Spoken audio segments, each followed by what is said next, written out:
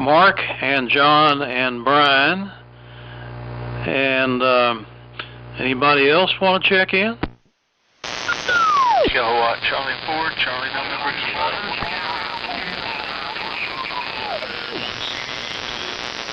2. All right, I got Paul, KC4 CNK. Anybody else?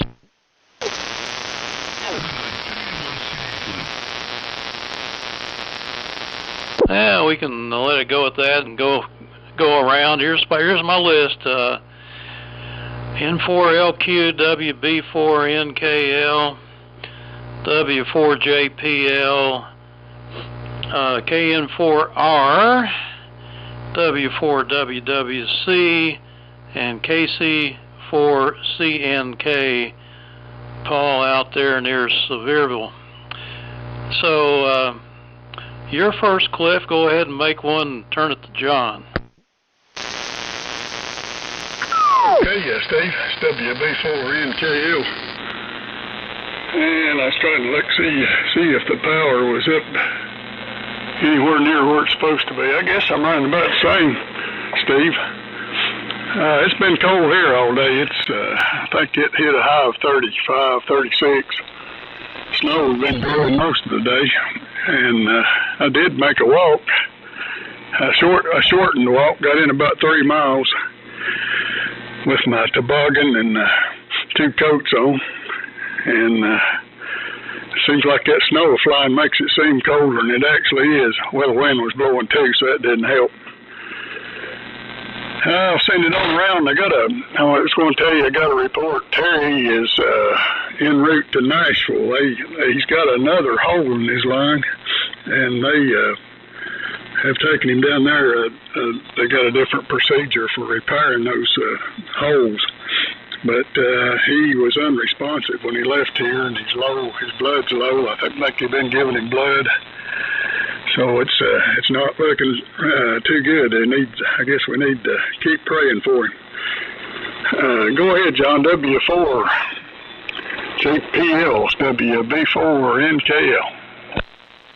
Okay, I'm going to turn the power up here a little bit. WB4NKL and the group W4JPL. You know, I'm awful sorry to hear that about Terry. Just seems like the poor guy can't get a break. Hopefully they'll be able to fix him up or do something for him in Nashville. Yeah, we'll do some heavy-duty praying for him tonight. It's 37 degrees here in Liberty, and I worked outside the majority of the day.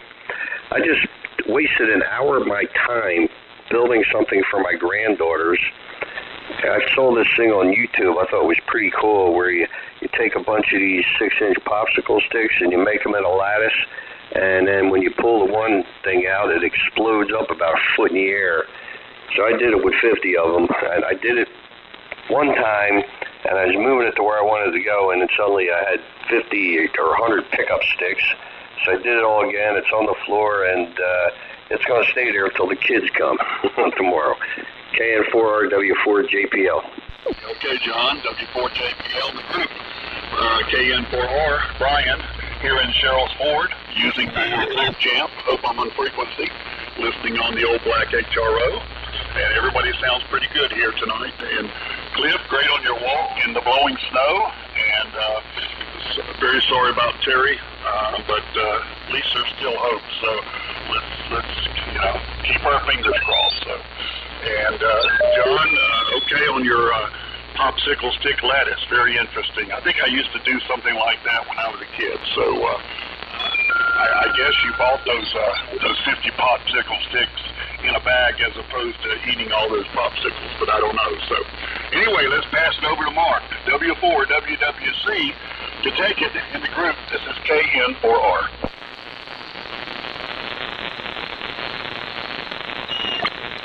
Hey, Mark, WWC, go ahead and take it.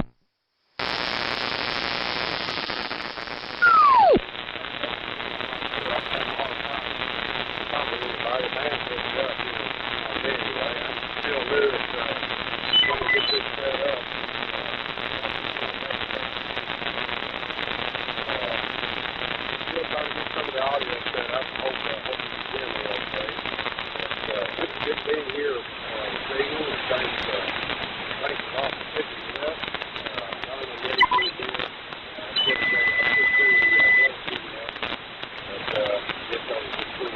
do it.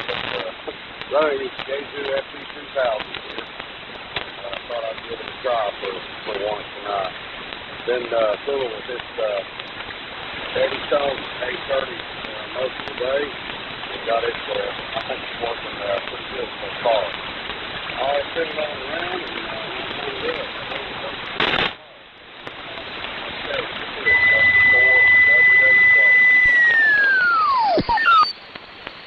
W4 WWC K14K. Okie doke, Mark. Yeah, I was, man, must be up and down between me and you. I started hearing you there towards the end, but anyway, I wanted to say hi to you, Mark, and Cliff both. I've met both of you at Sevierville Hamfest and Greenville. I've seen you. I think we bought and sold to each other, but I think it's the first time we've ever got to talk on the air. Cliff, I think you bought a Mohawk from me last, maybe in Sevierville. I can't remember, but anyway, yeah. So like I said, his name is Paul, and we're located in Seymour, and just getting on 160. Just got an antenna up earlier in the week, actually, and talking on a Johnson Viking Valiant and receiving on an NC300. So anyway, it's good to talk to y'all, and I'll pass it on back to Steve. N4LQ, this is K4CNK. Hey, C4CNK in the group, N4LQ. Got anybody else that would like to check in? Please call me.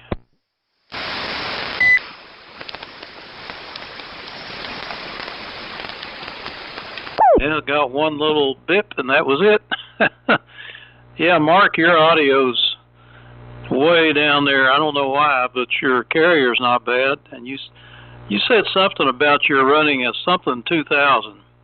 I don't know if that was a Yaesu 2000 or what it was, but it just needs a little more audio, and I think you'd be fine. Anyhow, interesting about Terry going to Nashville. I wonder what started that to begin with, holes in the lungs. Maybe it's some kind of emphysema or something like that. But anyway, all that praying it seems like it's making it worse, guys. So either you're praying for the wrong thing or not doing it right or something. I sometimes think about it gets to a point where we should pray for a person's spiritual well-being instead of physical, because there's always a reason for things, and possibly the Lord wants to take him home, and it's his time to go, and maybe he's ready. And I don't know anything about Terry, but just something to think about. Anyhow, I think once I get to a point physically, I don't think I want somebody to heal me. If I'm in miserable shape, I'm ready to go, man. I'm prepared. So that's the way I see it. Anyway, let's see here. John, I didn't quite follow that popsicle stick thing. It sounds kind of complicated. It sounds like you got it under control. Maybe you can make a video and put it on YouTube, and it'll go viral, and you'll be rich and famous. Or you can send me the video, and I'll put it on my channel, and I'll be rich and famous. And Brian, that's great about the Champ. I'm glad they got that thing going on 160 and HRO. And I'm using the Elmac AF-67 tonight, driving the amplifier, about 220 watts, carrier power. And I got the other one going. The one I got from the guy in New York came a couple of days ago, the Rust Bucket. I've got it playing, and it's working pretty good. I don't think the audio is quite as good as this one. There seems to be a little bit of a difference. I'm not sure yet, I may put it on here later and just see what it sounds like. At least it's putting out the usual 25 watts. And somebody had modified the function switch for the meter. I mean, it was a mess. And apparently the switch must have gone bad or something back in the past, and it's missing a wafer, and I couldn't tell anything about it until I took the thing halfway apart. I had to take out part of the VFO and all kinds of brackets and things just to see it, and to get to it was something else. But it works, it just doesn't read the modulation percentage because there's a missing switch. So somebody's changed the whole thing out with a different one. That's all right. It's good enough, and it works as good. It's just that you can't tell what the modulation percentage looks like on the rig. I just use an external meter anyway. All right, so back to you, John. W4JPL N4LQ. It's at first. Yes, WB4NKL. Yeah, I'm next, and John's after me, and then I hear Mir. You'll come after Paul, KC4 LNR. And good evening, Paul. Yeah, I remember you. And I've seen you at a lot of Hamfest. I think I bought that receiver down in Athens, I'm thinking. But you always got a lot of good stuff, and I know at Knoxville, and I think Mark might have bought some stuff from you too. I think I bought something down at Sevierville too. So looking forward to some of them Hamfests coming around. A good deal on the Elmac, Steve. Glad you got it going. And we have to fire it up there and see what it sounds like. I've been working on the gates a little bit more today. I put the transformers back in it. Still working on the control circuits, trying to get them straightened out. It was set up for remote operation, which I didn't have any of the literature or paperwork to use that, so I've removed all that. And I thought I had missed some wiring somewhere. It wouldn't latch in. It's got a contactor that locks itself in when you push the start button, and it wouldn't lock in. And I thought it was still a wiring problem, but I pulled it out, and there's a pin that fell out of the armature that wasn't put with a contactor. Electromagnet was working, but wasn't pulling the contacts in. So I'm making some progress. One of these days I'll get it going on 9:40 a.m. and let it cook there a while, and then I'll try to get it converted over to this frequency. Long-term project, though, I think. Go ahead, John. W4JPL. That's WB4NKL. WB4NKL in the group W4JPL. Okay, fine business. Just researching a little bit about holes in lungs, and apparently if they can get it, it's survivable. It takes 1 to 2 weeks for the lung to heal, and it's just basically a collapsed lung. So we'll be praying that the folks in Nashville can fix her up and fix him up and get him back on the air where he belongs to be. And hopefully it's not time for the Lord to take him home. Of course, if the Lord wants to take him home, that's the end of the story there. But we're hoping it's not that time yet.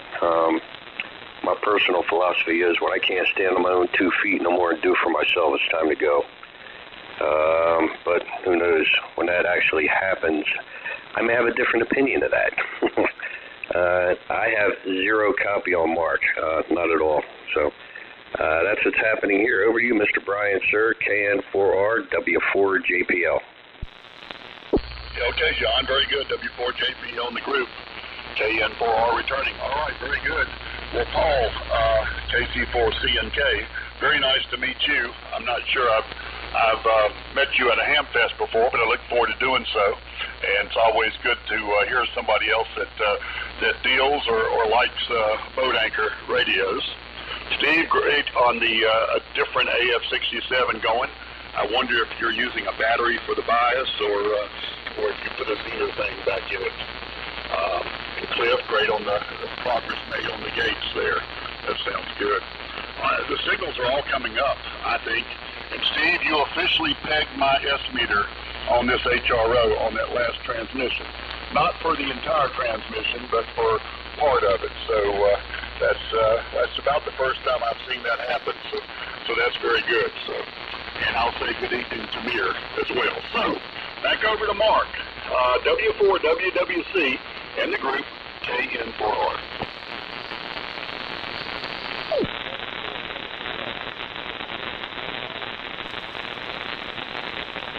Yeah, you got it, Mark, but your audio's still way down. Okay, W4WWC. I've got the mic thing turned up as high as it'll go, and I guess we're gonna have to just have to retune the low key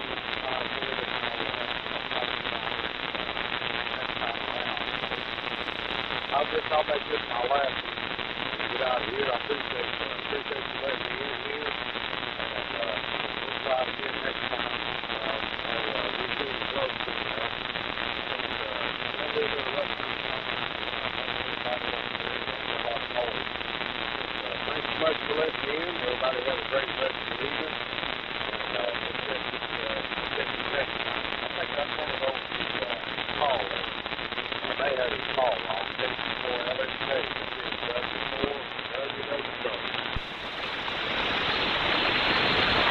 W4WWC, case 4CNK. Okie doke, Mark. Yeah, you're still kind of light on me here. Hopefully you can get things straightened out. I'd like to hear you, like to talk to you on here, that's for sure. And Cliff, yeah, I think you're right. Maybe it was Athens where you bought the Mohawk.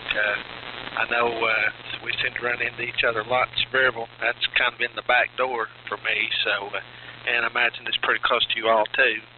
And yeah, I'm ready for some Hamfest. I hope we get decent weather. I hope it ain't rainy.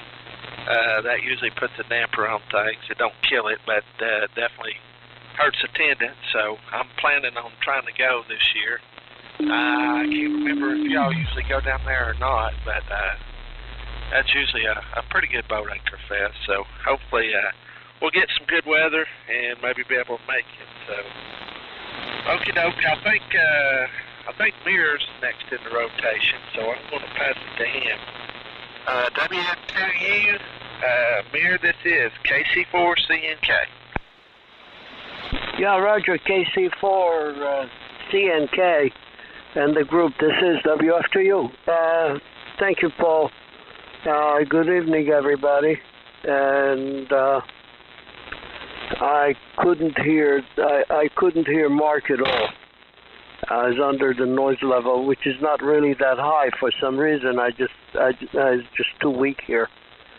And Brian, you were almost 20 over 9, and then I'll give more reports. Oh yeah, Paul, you are about 10 to 15 over 9, and using the ICOM 7300 and driving the AL 1200, putting out just close to just about 300 watts carrier, and the antenna is an end-fed 160 meter antenna, end-fed half wave, and that's about it. I was just today I was working on testing, actually reprogramming and testing another marine radio made by JRC, and originally it didn't have lower sideband, didn't have AM, and it did not work outside the marine band.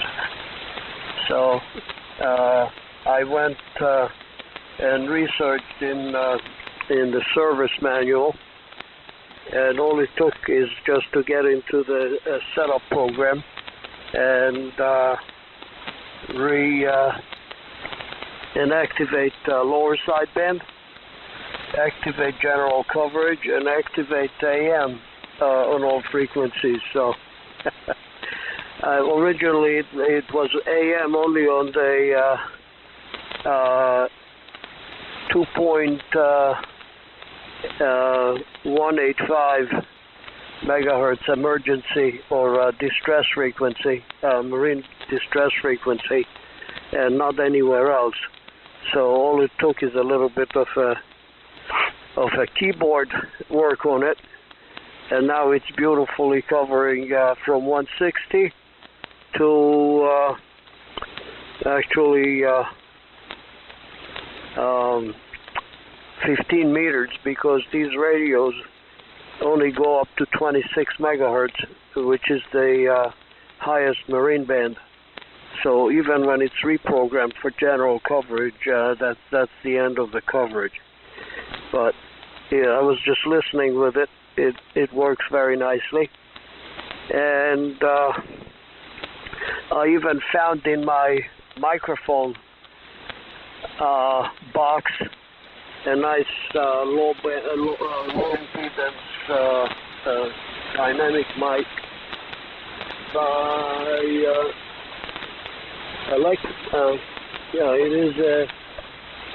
it's an Electro Voice, and a nice Electro Voice desk mic. It even has the same connector, the same plug, except the pinout is not the same, and the plug does not have all the pins, except the wrong pinout for this radio. But anyway, new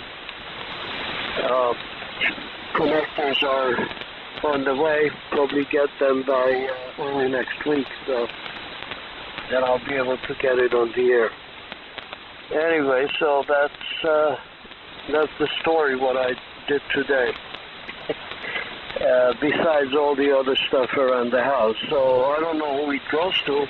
I guess it goes back to Steve. N4LQ and the group, this is WF2U. Okay, WF2U N4LQ. Do we have anybody else that would like to check in?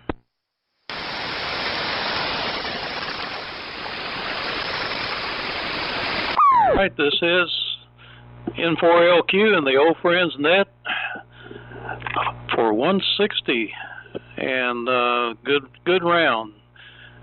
Interesting comments. And Paul, we were talking about you this morning. I brought you up on the net this morning, and somebody said, "Isn't that the guy who used to work for Tentec?" And I said, "Well, I don't know. I think maybe you did in some capacity, but there was a guy there named Paul that I talked to a lot.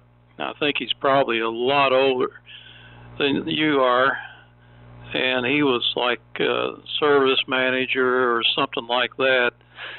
And when you called Tentec service, you ended up talking to Paul quite often. He was always very helpful. But I think that was a different Paul.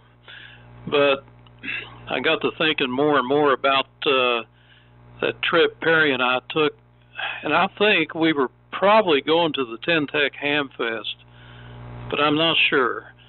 And we stopped at your house to pick up or leave something, and I'm thinking that you may not even have been there, so I may have never actually met you in person, but I know we stopped at your house.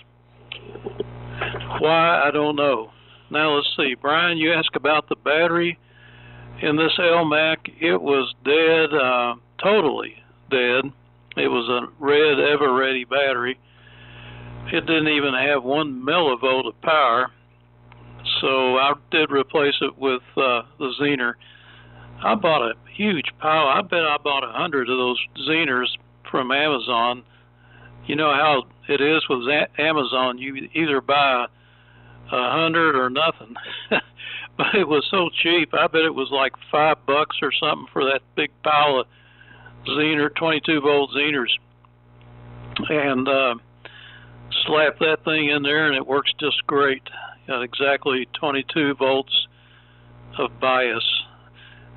This one's the same way. So I pretty well do it every time I run across an Elmac. I have not put a bypass capacitor across it, and from what I can tell, it doesn't make any difference. But I've got one on this one, though. You can measure the voltage across it and watch it as you modulate, and it doesn't fluctuate at all when you're talking, which is interesting. You would think it would, but that regulator is pretty fast, I guess. And glad we're doing something on your meter there.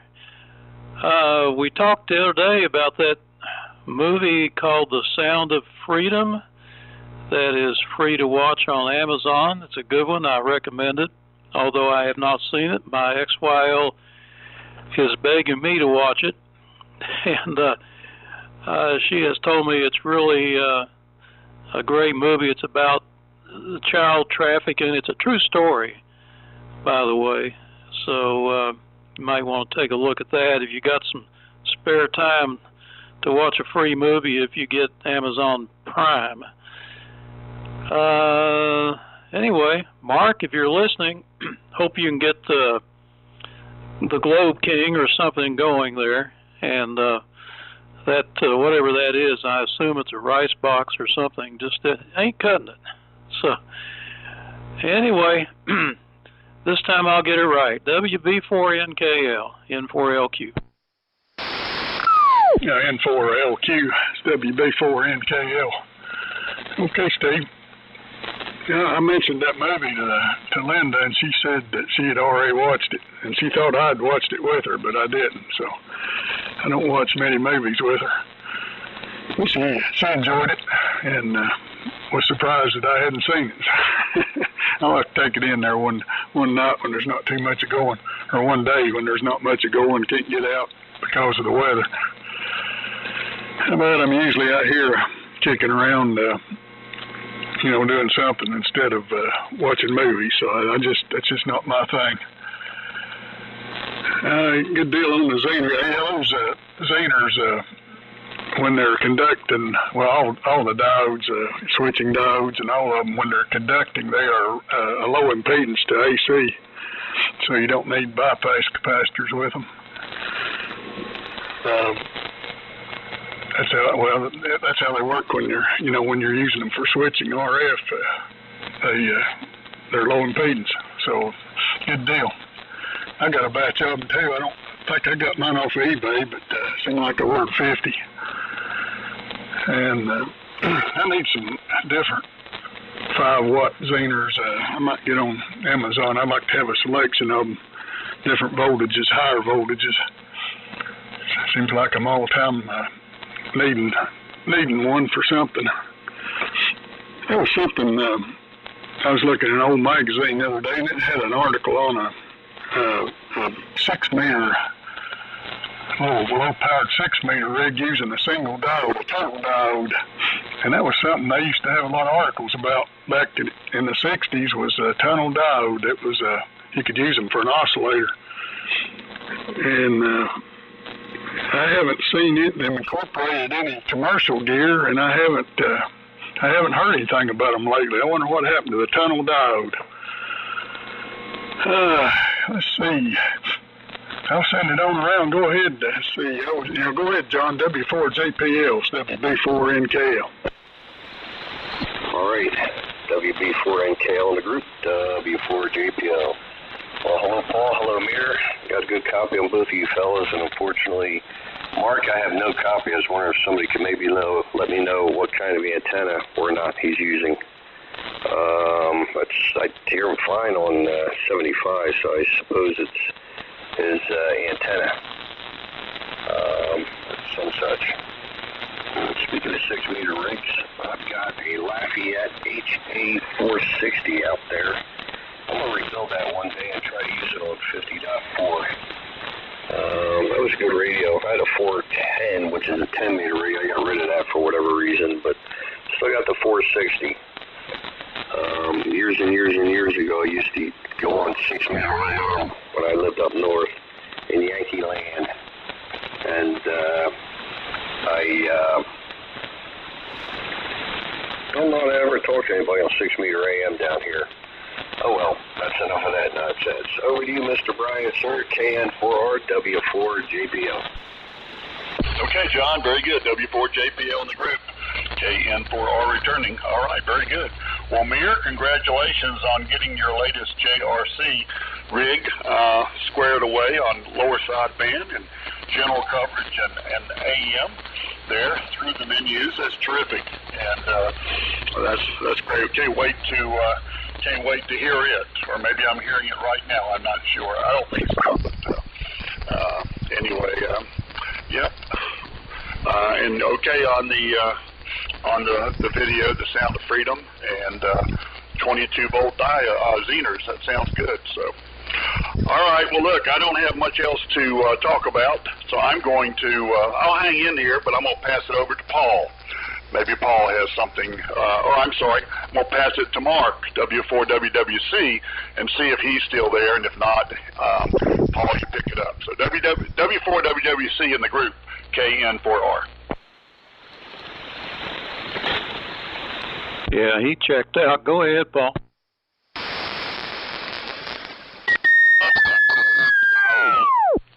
KC4CNK.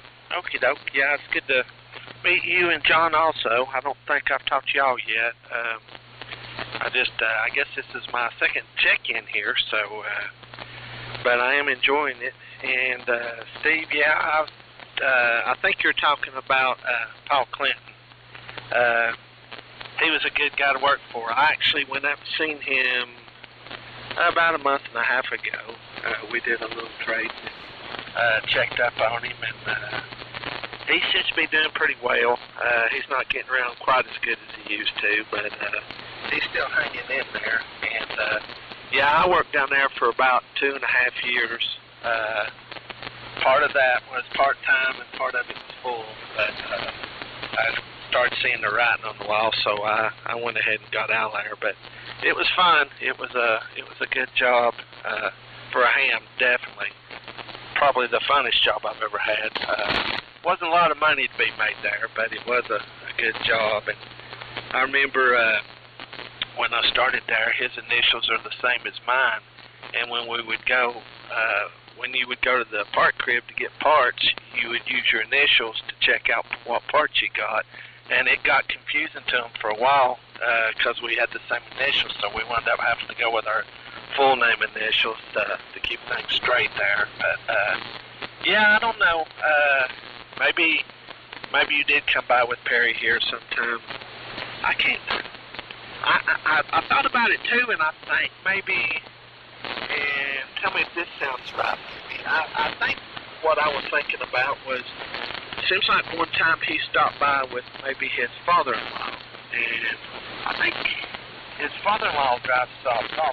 He may comment on that and let me know, because I remember talking to him about that. So maybe it was him. Maybe that's what I was thinking, getting confused. But and you may be right. You probably come by here and pick something up, because I know sometimes when he's been in the area and I have been around, I've left parts and stuff out for him. So maybe that's what it was. So. But anyway, I'll keep the rotation going here and pass it to Mir. WF2U, this is KC4CNK.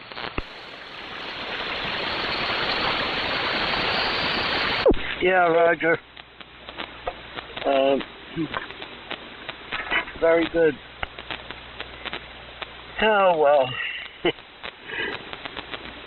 KC4CNK and the group, this is WF2U.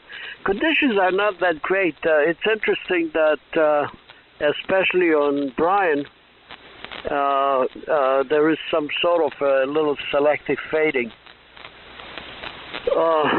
As to your question, Brian, I'm not using the JRC transceiver right now because I don't have a microphone hooked up to it. It came without the microphone, and all these marine transceivers are using 500 to 600 ohm dynamic microphones. I have a nice Electro Voice that I found in my microphone box, where I have a nice selection of microphones, a nice low impedance dynamic desk mic from Electro Voice. It's a what is it? 622 model 622. Actually, it's noise canceling too, and this is what's going to get hooked up, and it's using an 8-pin, large 8-pin connector, and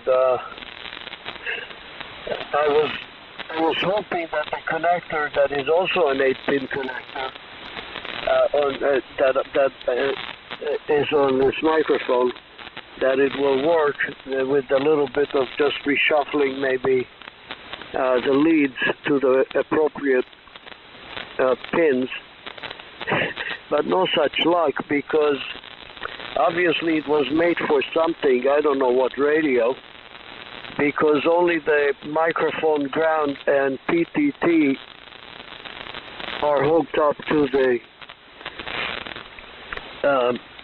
connector, and it's the wrong pins. The problem is that there is no more pins in there. It's only the pins that I used, all the 3 pins. So I was hoping before I opened it, I said, oh great, I don't even have to wait until I get the connector I ordered. And I have to wait until next week. I said I'll just resolder the leads to the appropriate pins, and I'm ready to go. But it's no good because I can't move them since, as I said, there are only 3 pins in it, in the housing, and only the pins that are connected, and they are in the wrong place. So, so the transceiver will have to wait a little bit until I try it on the air. Anyway, that's the story. So.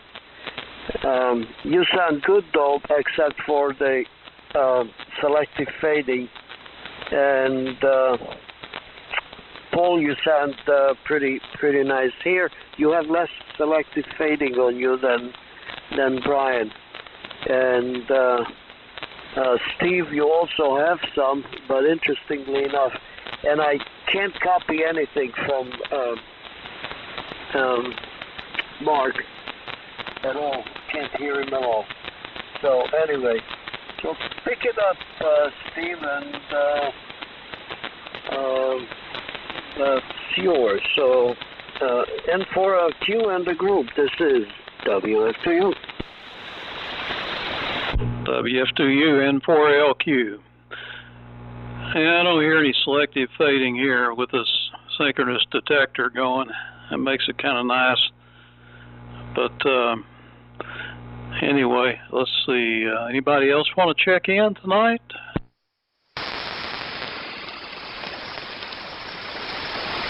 Okay.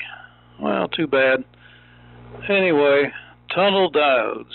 I didn't really know much. I remember seeing stuff about them like it was a big deal back in the 60s. I didn't really pay much attention to them, so I just looked it up. So they're still around. You can still buy them. I guess they're not as common as they used to be. But it says their junction is heavily doped, and they're good for relaxation oscillators. So heavy doping and relaxation must go together, I guess. Whatever. Let's see here. John's got an HA460. Well, let's see, 6 meters. The only thing I've got for 6 meters are those 2 ICOMs. And, the AF-68 will transmit there. Which reminds me, I was hoping to hear Boone on tonight. He keeps telling me he's getting something ready for the band here. Hopefully he'll get his amplifier going. He's got that LA 1000 amp supply amplifier. He's going to press in the service here on 160, and that'll be a big help. And Paul, on Perry's father-in-law, his name was Dick Stack, and he passed away. It's probably been probably close to 3 years ago, I guess, about that. And interestingly, he was he's a couple of years older than I was. Maybe he may have been 75 or so when he passed away. But his dad, he lasted until just about a year or so ago. He was 90. I think he turned 100, 99 or 100. So he outlived everybody. And his dad had worked for NASA for a while, and ended up with GE or something there in Indianapolis, and had a TV shop on the side. And Perry brought down a bunch of junk out of the TV shop. There wasn't much I could use. I got a bunch of tubes I kept, and a bunch of TV service manuals, which I hate to throw out. They're huge manuals and beautiful, just well detailed alignment instructions and everything. I just enjoy looking at them, but I'll never have any use for them. I sure don't want to try to fix a TV. I didn't much like working on those things back then. And a color TV, I still believe that a color TV is probably one of the most single complex devices ever created by mankind. There are so many different circuits in one of those things, and all the different multiplexing they did and they still do it, I guess, on the color signal. Of course, it's all digitized now. Probably no understanding any of it. You just do it and live with it. W4JPL in 4LQ. Step that list again. Dadgummit. Good deal, Steve. I didn't like to work on the color TVs, or any TVs for that matter, back in the day. I had a little shop at one time. I did some service work on them, but I was leaning towards two-way and CB, and I did a lot of fire departments and that kind of stuff here locally. Those color TVs, you got into convergence, and there was about 20 adjustments on that little board. And every one of them interacted a little bit. I just didn't have. I had patience, but I didn't have patience for that. Just never did like to work on them. That tunnel diode sounds like something out of the 60s, heavy doping. Yeah, I was looking at that circuit. It was in old Popular Electronics, and it was, they had a crystal in there, 6-meter crystal, and a tuned circuit for 6 meters, and that diode, and that's all there was to it. A couple of resistors maybe, but applied battery to it. That battery that diode would self-oscillate at that crystal frequency, and of course the tuned circuit cleaned it all up. Pretty simple transmitter, but only put out about 1 milliwatt. But that was interesting. I guess somebody found a use for it, but something you don't see. I never did see it pop up in commercial circuits that much afterwards. After the big deal. I guess they come out with them in the 60s. Everybody's sounding good. Mark was running, I think it's a FT2000, a Yaesu, but he was turning the mic gain up. But I think you've got to get into the menus to actually affect the AM modulation. Maybe he's going to have to do a little research on that. I think it works fine on sideband. So something to do with the AM side of it. And Paul, we'll probably see you down at Dalton. I always try to take that one in. Pretty sure I'm gonna get to go to Orlando this year. It's a couple of weeks before Dalton. So that's the next one for me. Orlando and then Dalton a couple of weeks later. And that's usually a good one for boat anchors, like you say, if the weather. Well, it goes whether the weather's there or not, but it's a lot nicer when the weather cooperates. Go ahead, John. W4JPL's WB4NKL. Okay. WB4NKL and the group W4JPL. All right, fine business. Yeah, I'm looking forward to Hamfest season myself. Always can use a new toy to play with or something to build or rebuild.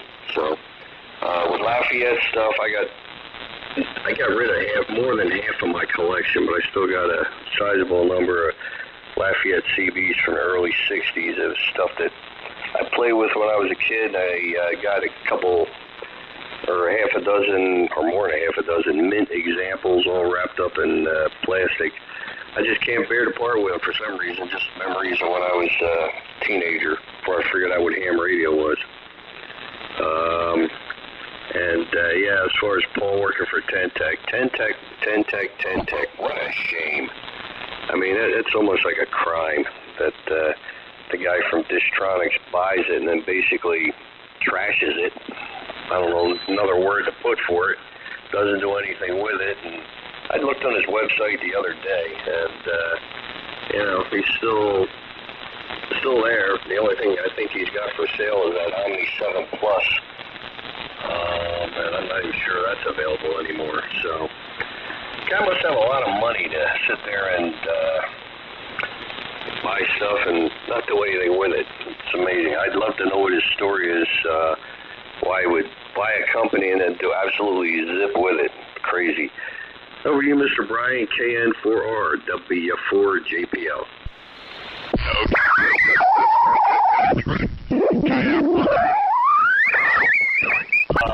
Yes, I'm getting excited. All this talk about upcoming Hamfest. Cliff, I'm not going to be able to make Orlando this year. I don't have any reason to be in Florida during that time. But Dalton is a great Hamfest. It's just an overnight stay for us.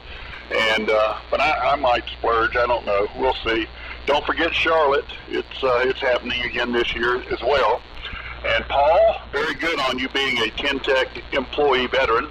That's very interesting. I'm sure that was an interesting place to work, and I really enjoyed the Sevierville Hamfest back when it was on the premises there. It was it was also the fact that it was free was pretty unique in itself, but it was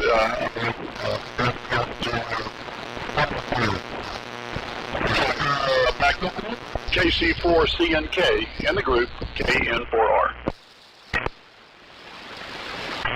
KN4R, this is KC4CNK. Yeah, that was a good fest. I hated it's gone. It was kind of rough being an employee, though, because you had to work the fest, but I would get breaks and be able to go out and kind of look around a little bit, too, but and I think I only actually had to work it one time when I was full-time, and then the rest times I was part-time, so I didn't really help on the Hamfest, but yeah, it was a fun place, and I don't know if you ever got to tour the facility during the Hamfest. It was kind of nice that they'd do that also. A lot of fond memories there. I actually went up after they leveled the place and got a brick from the building, and I've got it over here. I wanted a piece of the building, so but yeah, and so I don't know if y'all have been through there lately, but it's a market fresh or something. It's one of that Walmart grocery store things in there now, and it's just hard to believe that's there now, but that's the way it goes. It is what it is. So, but anyhow, yeah. And John, talked about 6 meters, so I actually got a hold of a Johnson Ranger 2 with 6 meters, and went through and recapped it and paired it up to my SB600, and was using that for AM. And I've run it a little bit around here local. There's a net that's on Sunday nights, and I've done some of that, but I've not really caught much DX to work it. I need to. Seems like when the sporadic E's in the summer hits, I'm usually pretty busy, but I need to try to get that thing on the air and use it a little bit more. So, but anyway, All right, I guess I will pass it to Mir. WF2U, this is KC4C&K. Yeah, KC4C&K and the group WF2U. Yeah, actually, I apologize, Cliff and John, I didn't give you reports.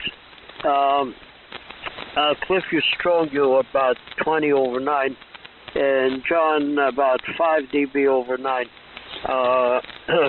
and 100% copy, no problems. I think the noise went down a little bit from before. There was just like a little bit of atmospheric noise. My location here is normally very, very quiet, no electrical noise. Made sure, first of all, I have a detached shack, and I don't get any CFL type bulbs anywhere in the house. It's nothing that can interfere. When I put my split air conditioning in the shack here, I was a little bit afraid that I'll get some RFI from it because it's a switching controller and whatnot, and absolutely nothing. So I'm pretty lucky about it, because I was ready to just return it. When I bought it, I asked if I have a problem with it, if I can return it. So I could. So, but anyway, didn't have to. And it's been working faithfully for several years since I installed it myself, and doing pretty nicely. It didn't even raise my electric bill too much. And regarding Tentec, I liked some of their equipment. I even had I had some of the equipment, not the latest ones. I never got any of the of the very Japanese looking radios with the microprocessors and everything. I had some of the nice traditional ones with a VFO and the frequency counter. They made pretty decent CW rigs.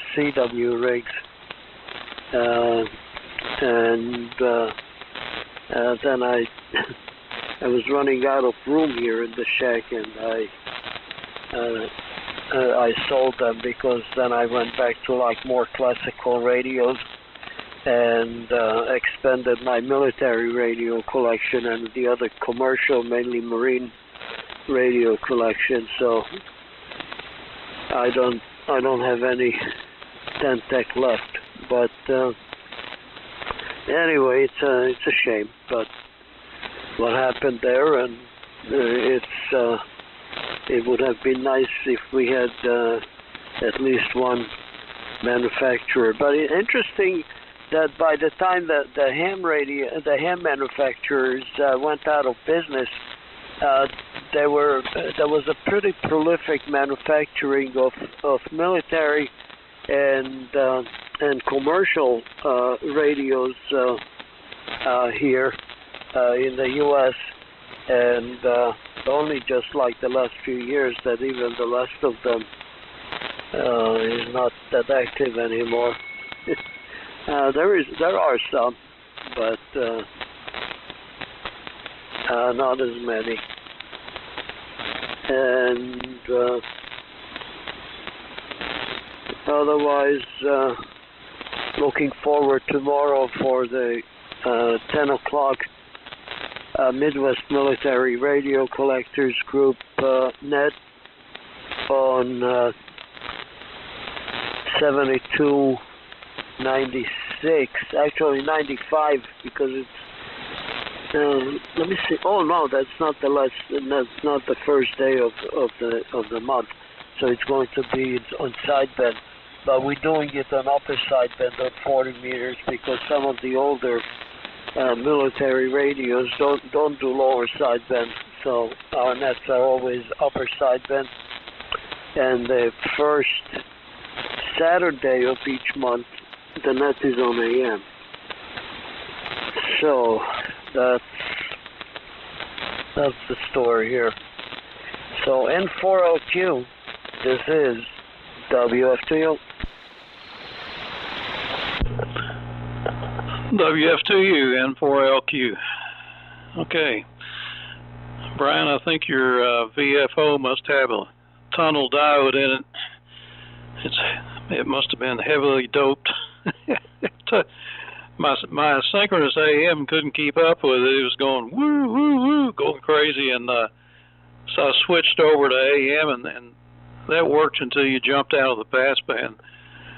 And then I totally lost you, and I had to retune. I can't imagine how that VFO could be doing that unless the tube has got something wrong with it or whatever.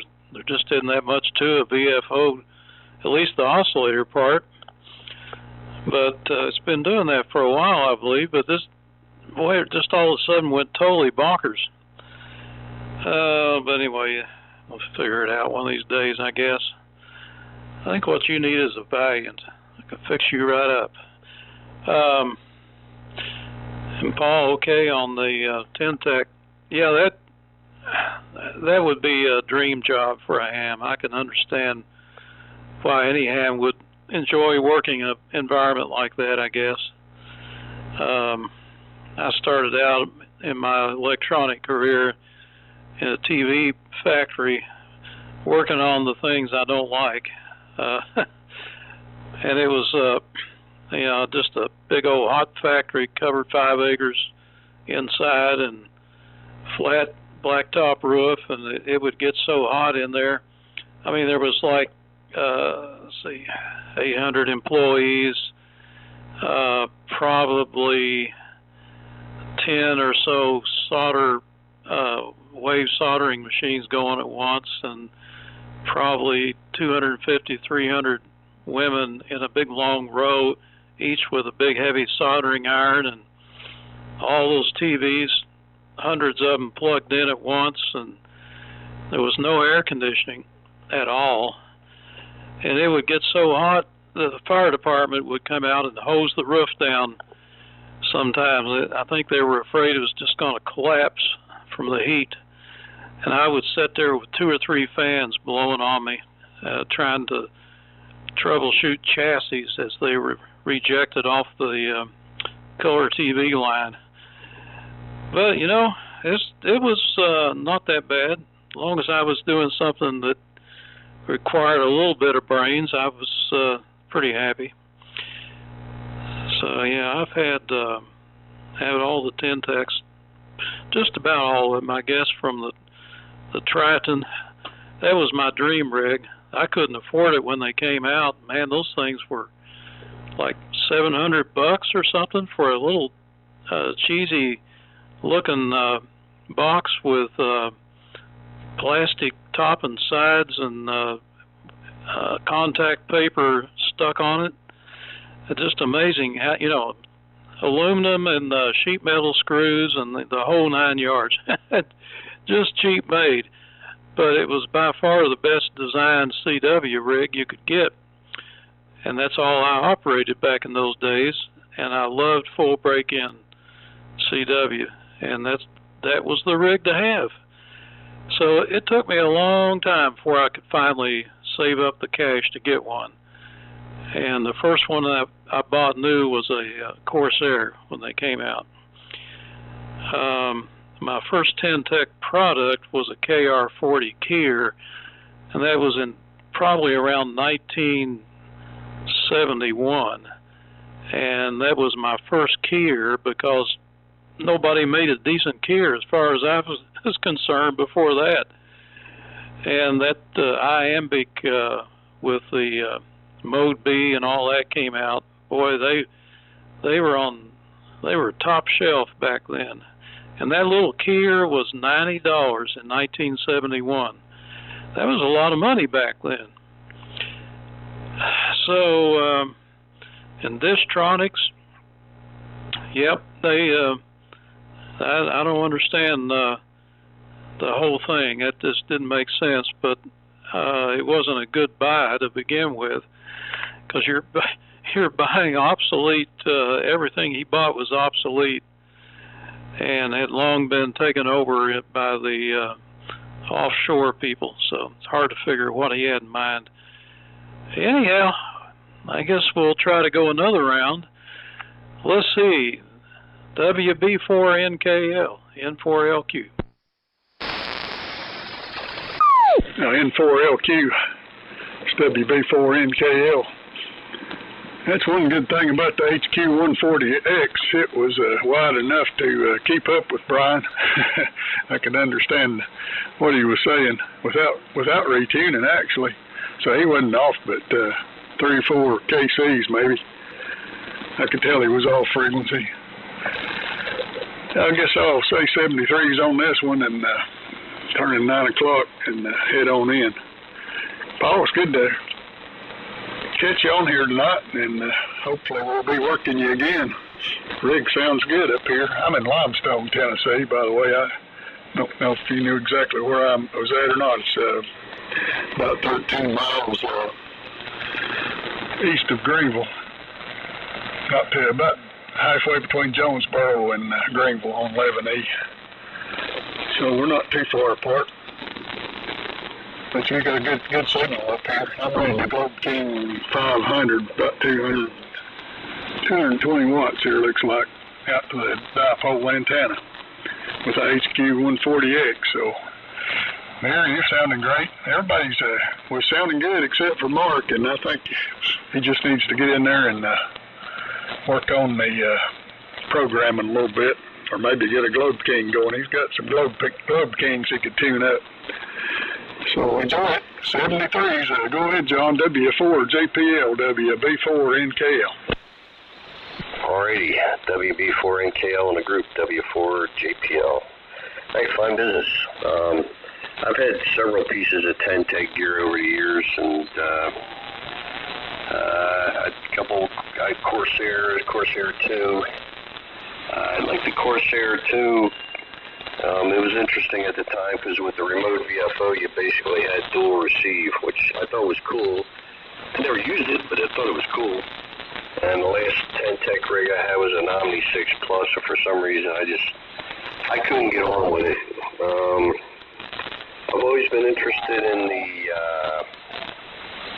I'm trying to remember what model it was, the one with the general coverage receive and a little digital readout.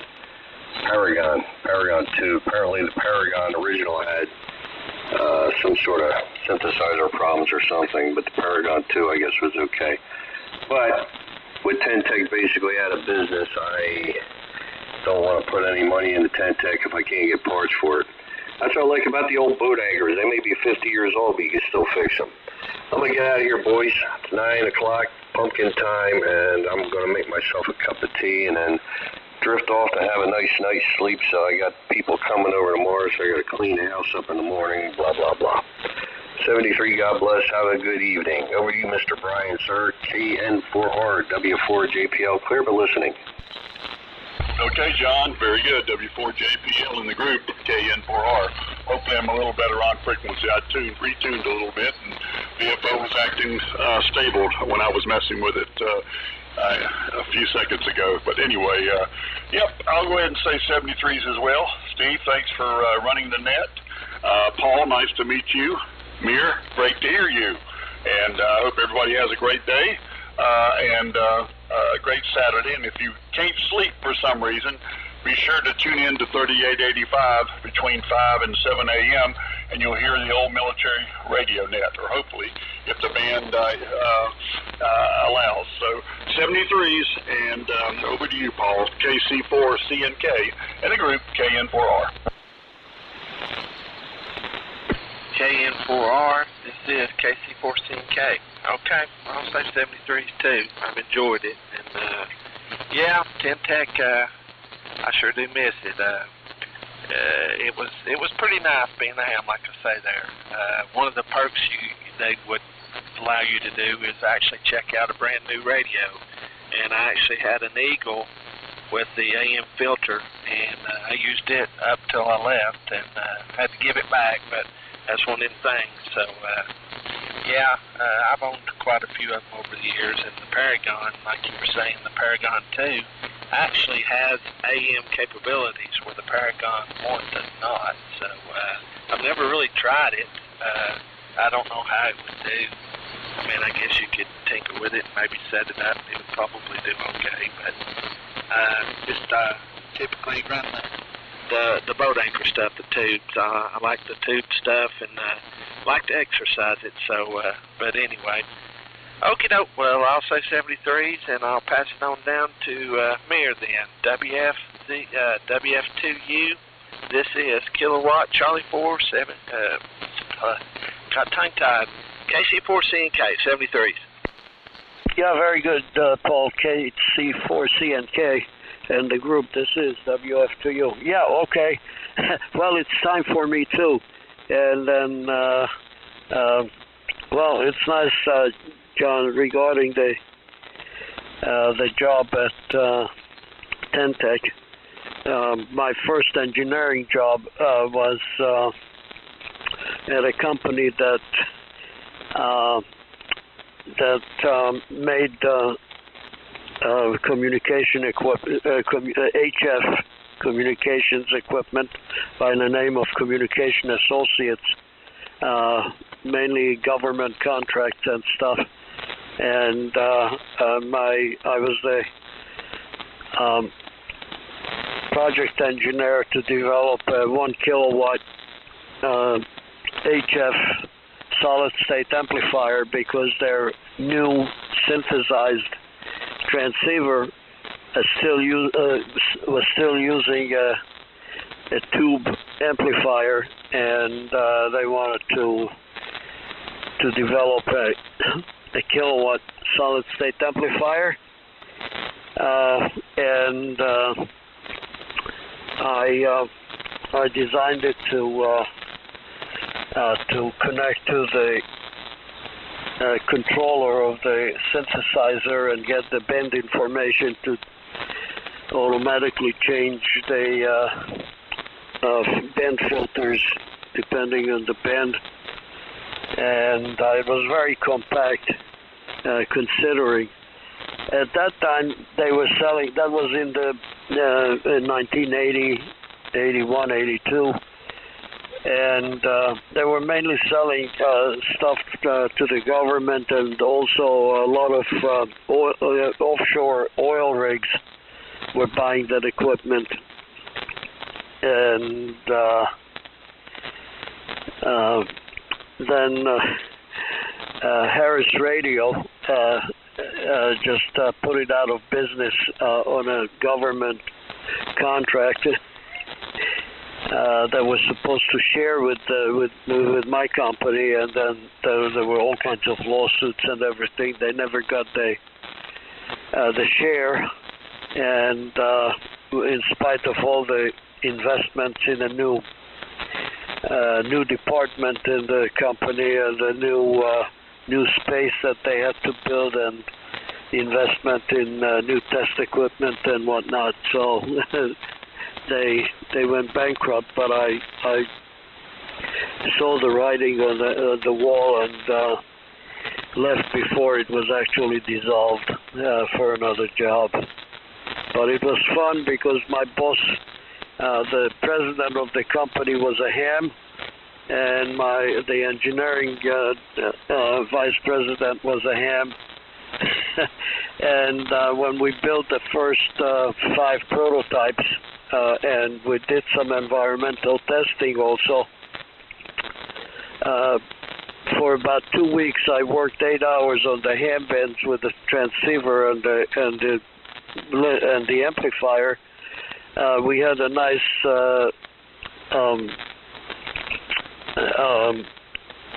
antenna on top of the building, a nice lock periodic, and it was great to come to work and work DX with my call sign for 2 weeks, 8 hours a day, to torture the amplifiers. But anyway, so that's the story. So it's time for me also to bail out. So I'll say 73 to everybody. Have a good night. And we'll be here tomorrow night, I guess.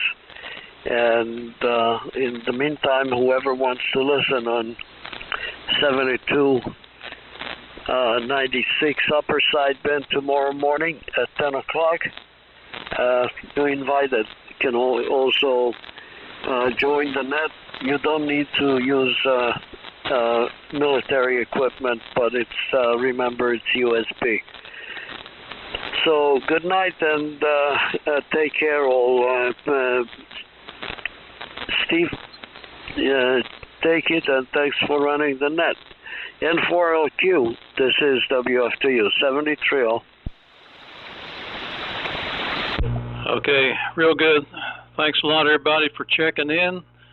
Have a great weekend. See you tomorrow night, same time, same channel. N4LQ 73.